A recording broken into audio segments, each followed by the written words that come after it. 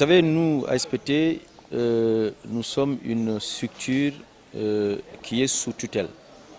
Le ministère du Tourisme et des Transports aériens, c'est notre ministère donc, de tutelle. Il y a également, je dirais, le ministère des Finances, qui est le ministère, comme pour toutes les autres structures, les agences, qui assurent également la tutelle financière.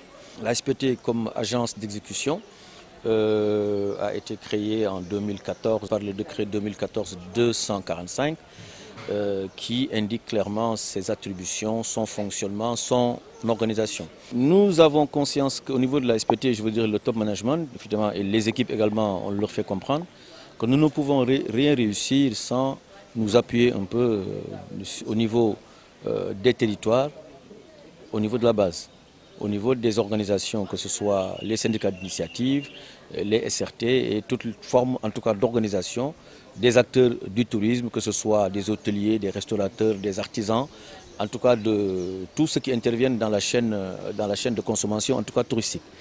Alors, c'est une volonté, mais il faudrait qu'à un moment donné, dans notre lettre de mission, vous savez, avec un budget de 3 milliards pour faire la promotion touristique pendant que vous avez des pays comme la Côte d'Ivoire et autres, le Maroc, qui sont à 3 fois plus ou 4 fois plus.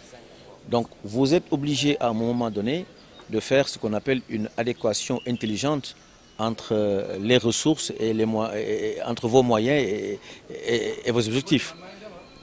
Mais nous restons absolument conscients. Et c'est ce qui expliquait tout à l'heure que je vous disais que le premier pas que nous avons posé était en direction de ces organisations fêtières que sont les syndicats d'initiative avec qui nous sommes en train de travailler. Alors, nous avons également réfléchi à la mise en place de structures d'information décentralisées au niveau de l'ensemble des 6 pôles, sous forme en tout cas de kiosques d'information touristique. Le premier kiosque devra être normalement inauguré très bientôt par Monsieur le ministre.